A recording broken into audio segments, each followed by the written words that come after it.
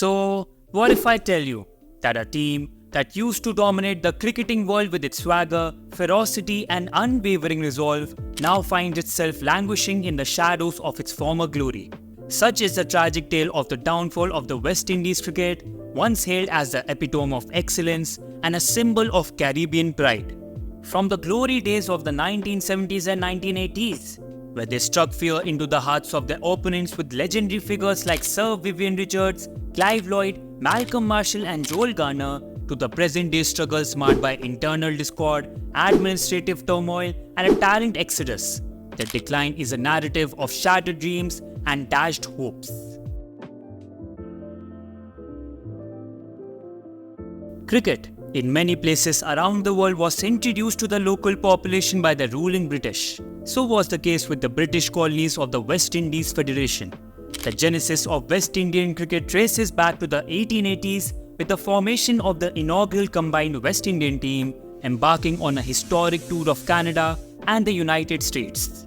The earliest chapters of international cricket on West Indian soil unfolded amidst the dominance of local teams, mainly comprising of white people.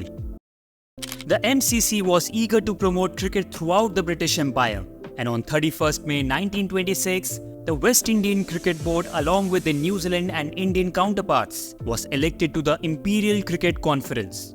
This resulted in the West Indies playing their first ever Test match in 1928, and as a matter of fact, they were only the fourth team to play a recognized Test match. Despite being a region where whites are a minority, until 1960, West Indies were always captained by white players. The local people desperately wanted a black captain, and their wish was finally fulfilled. Frank Worrell was appointed as the captain for the 1960-61 series against Australia, and it is widely proclaimed by the experts of the sport that under the captaincy of the indomitable Frank Worrell and then under the great Sir Garfield Sobers, the West Indies cricket team ascended to celestial heights. After them, it was time for Clive Lloyd to take over. It was under him that the West Indies metamorphosed from mere mortals into cricketing titans, wielding the baton of dominance with an ironclad grip and inscribing their name in the annals of sporting history as invincible warriors of the pitch.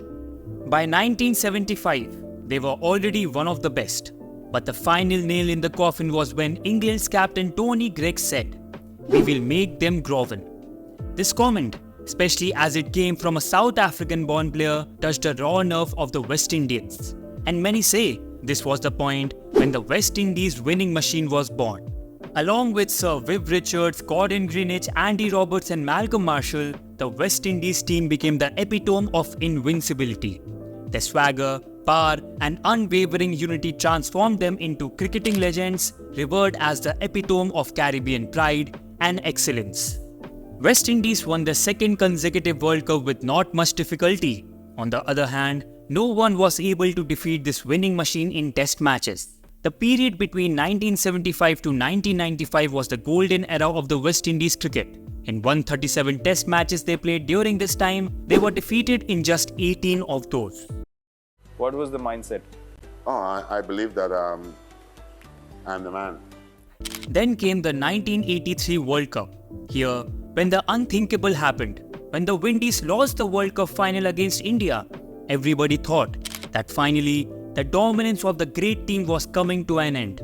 But it was far from over, as they took the revenge against India in the next series, giving them a crushing defeat by 5-0. And for the next 12 years, they kept on winning like they always did, with a fearless approach and a swag that no other team had. However, as they say, all good things come to an end. Things started to change after the retirement of Sir Viv Richards, Malcolm Marshall and Gordon Greenidge. By the end of the 1980s, although the team was winning, but clearly they had lost the aura of invincibility that they had till the middle of the decade. In addition, the financial troubles of the West Indian board started to creep up. Although the presence of Curtly Ambrose, Courtney Walsh and Brian Lara gave some hope to the fans, but that kind of play and swagger was somewhat missing. Many felt it was only a matter of time before one of the sides would finally win a series against them. And then, it did happen. During the 1990s, Australia had started to rise again in the cricket world. And finally, they defeated the West Indies 2-1 to become the unofficial world champions of Test cricket. After 15 long years, the West Indies were defeated in their home ground. The fortress, which was impenetrable, was finally breached.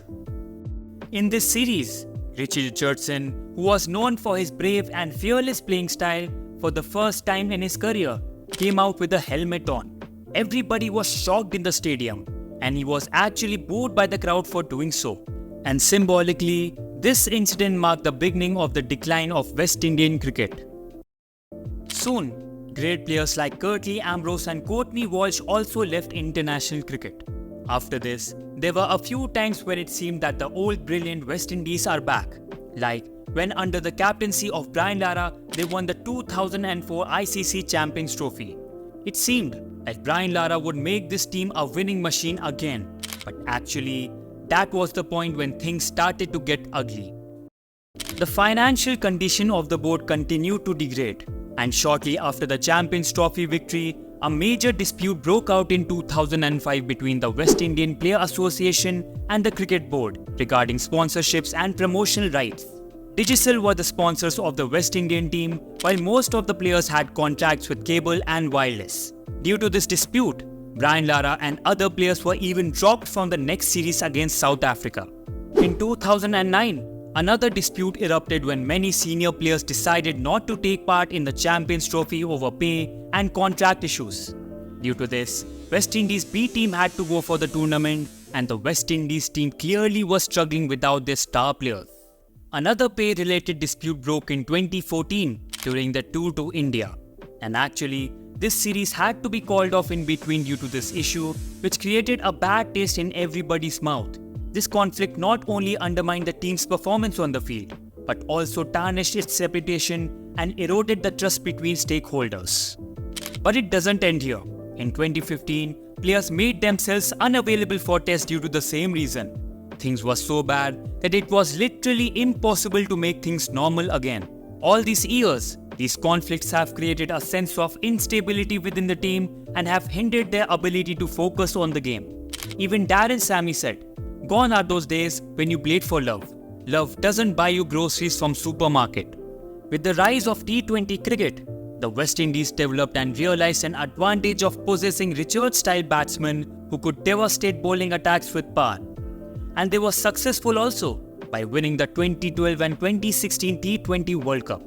It was looking that at least in T20 cricket, West Indies would become a dominant team like the 1970s. But again, that wasn't to be. Players started to give franchise cricket like IPL more importance than the national team, as they chose financial security over playing for the West Indies team. West Indies never had a lack of talent, but the situation was continuously getting worse. It seemed that the players almost forgot about the national team. The dispute between the board and the players started to reflect on the stats too. A team that had never lost more than 4 matches by over innings combined from 1966 to 1995 lost 21 matches by innings since 1995 till 2015. After the 1996 World Cup, West Indies have not reached any semi-finals of the ODI World Cup. The team also failed to qualify for the 2017 Champions Trophy, and for the first time in history, they failed to qualify for the ICC ODI World Cup in 2023. Currently, the West Indies cricket team is going through a very bad phase. They have all the talent, but without money and cooperation between players and the board, it's hard to imagine that the West Indies can become the winning machine again. From the heights of invincibility to the depths of despair, the journey of West Indies cricket reflects a narrative of triumph and tragedy, of glory and decline. Despite the Herculean efforts of legendary figures and the undying passion of fans, internal strife, administrative incompetence, and a shifting cricketing landscape ultimately precipitated their fall from grace. But like every true cricket fan, I hope that one day we all will be able to witness the rise of the West Indies cricket yet again. If you wish to know which was the worst World Cup ever, click on the video being displayed on your screen. Until next time, keep watching this beautiful game. See you soon.